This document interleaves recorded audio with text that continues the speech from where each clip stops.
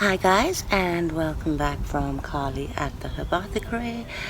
Really good to see you guys again. If you're new to the channel or like the videos, please show your support by hitting like and subscribe down below. Firstly, I'd like to say a huge thank you to all of you that messaged me through my Facebook page checking in, as I haven't been posting that much this year. Everything's fine, as I've let you know, but reason is we've always intended for my husband to set up his business from home and work from home, so there's always someone with the kiddies, but it really wasn't happening and we weren't in the position. But with faster growing kids and even faster growing expenses, we decided at the beginning of this year that it was now or never. Not as easy as it sounds.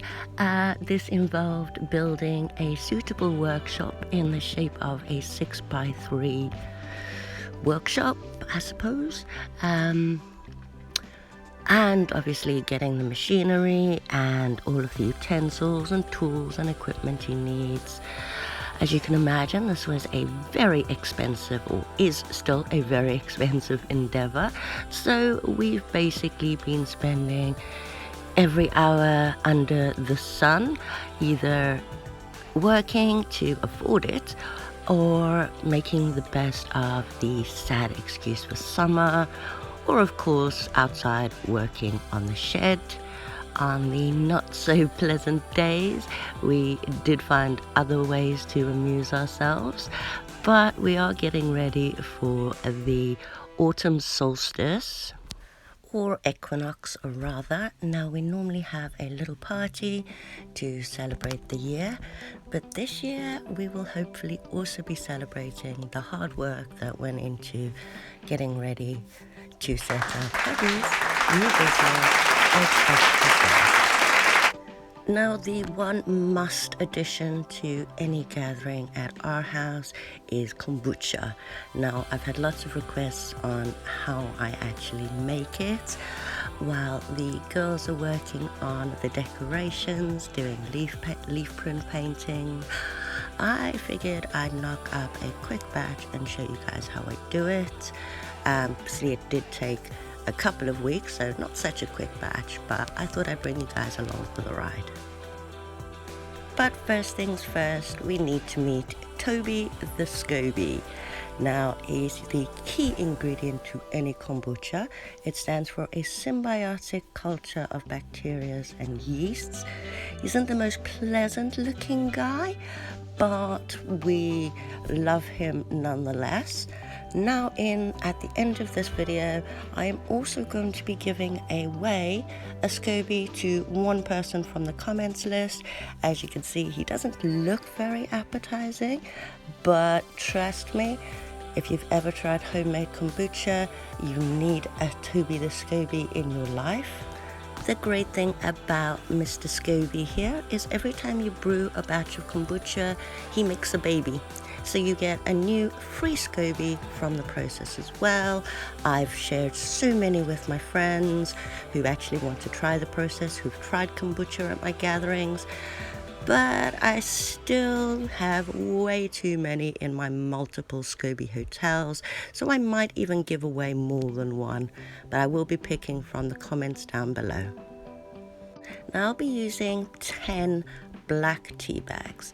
You want to use black tea bags because of the caffeine content, and that's what you want, but clearly my normal brewing vessel is not quite up to the job, so I'm going to do it straight in the jar that I intend on fermenting it in. We did say that these mason jars are heat proof, but just in case, I did heat it up slowly just in the sink, letting the water slowly heat it up so that there was no heat shock when I finally came to pouring the boiling water in.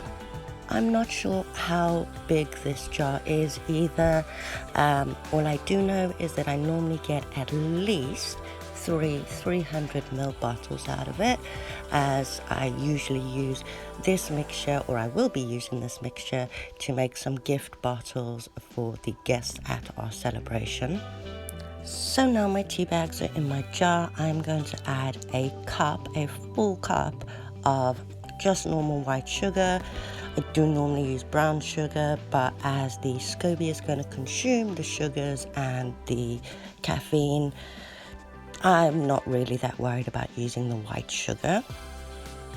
I'm then going to top it off with just enough boiling water, about a third of the way, just so that there's enough hot water for that sugar to fully dissolve and for the tea bags to steep properly.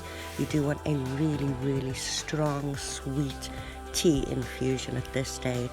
Now you could top it up all the way if you've got the time to wait for it to cool. However, I do not have the patience all the time for that.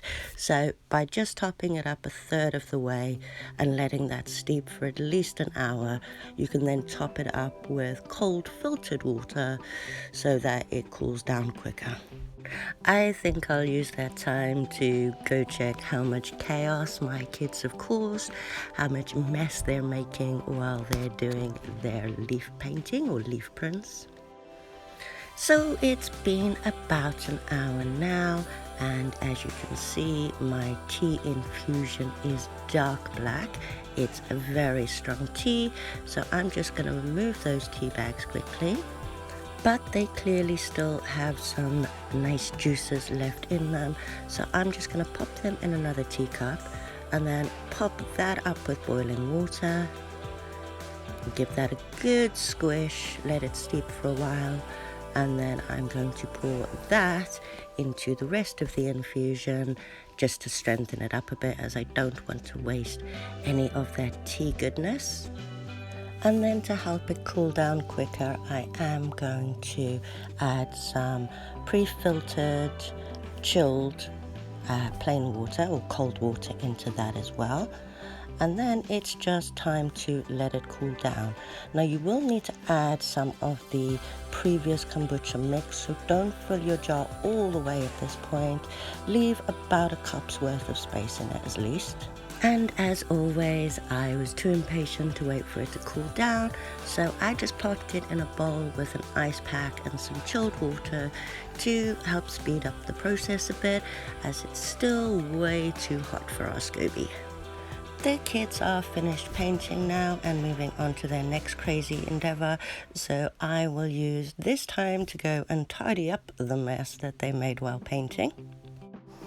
2 hours later, a mess tidied up, and our infusion is finally cool to the touch and ready for Mr. Scoby. Now, if you've bought a Scoby online, like from Amazon, as I did with my very first one, or you receive one as a gift from me when I pick one at the end of the video, you will need to add the mixture that it comes in, which is basically just a previous kombucha. This kickstarts the process, but also stops the new mixture from being inhospitable for your Scoby. So then you just want to pop that guy in there. Just let him find his own comfortable space, but just pop him in there. He'll sink around and move around. Then to start the primary fermentation process, you want to grab some cheesecloth or a piece of clean cotton. I wouldn't use kitchen towel, as bits do seem to seep in or have in the past. And I'm just going to secure this cloth to stop any flies or anything getting in there, any kind of bugs. And I'm going to pop this on the counter. I'll probably check it on day 5, but I normally leave it up to a week. Now, it's been a week and I've patiently watched my kombucha turn from that dark black tea into this golden honey color, as Mr. Scoby has eaten up all those sugars and the caffeine. Now I could let it go longer, but I am running out of time. And as you see, there's one Mr. Scoby, and he has a buddy. So I am just going to pop some of this liquid in a jar. As I said, Scoby does need to not only live in the liquid to keep him from dying off, but it also gives you some fluid to use in your next brewing.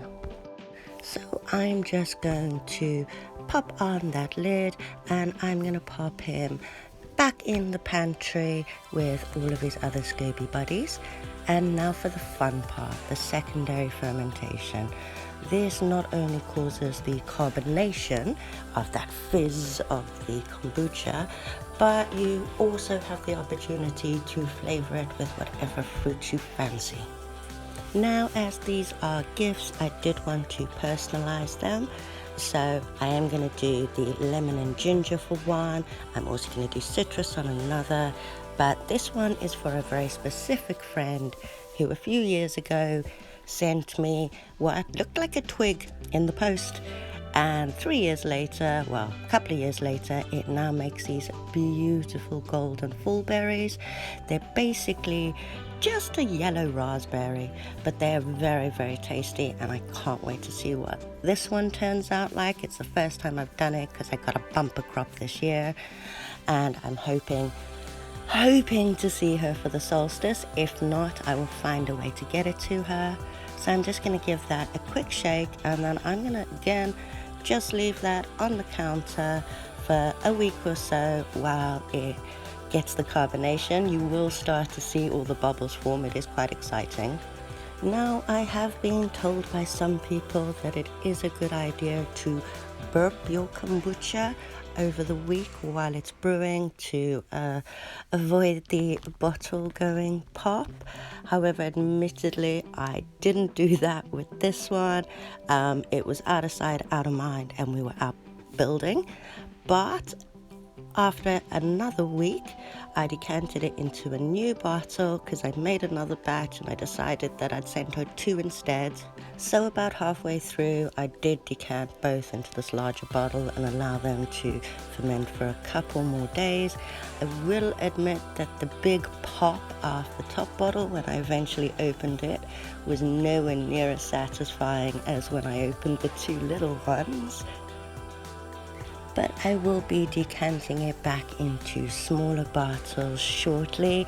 I found some really, really cute ones on Amazon, and I am going to be popping it back in those with some labels and gifting it to her. But I'm still very happy with the finished kombucha. It smells great, it tastes great, and it's full of bubbles. Hope you guys found this video useful. Let us know if you give it a go, how your kombucha turned out, if you're celebrating the equinox this year, how you're celebrating the equinox. And don't forget, I will be picking someone from the comments to receive, maybe 2 people, to receive their free Scoby. I will be asking the winners to contact me through my Facebook page so that I can give you details on how to send your address so that I can get your Scoby in the post to you. Again, thank you guys for coming back to Herbothecary. It was great to see you again. Don't forget to hit like and subscribe, and hopefully I'll see you guys again soon.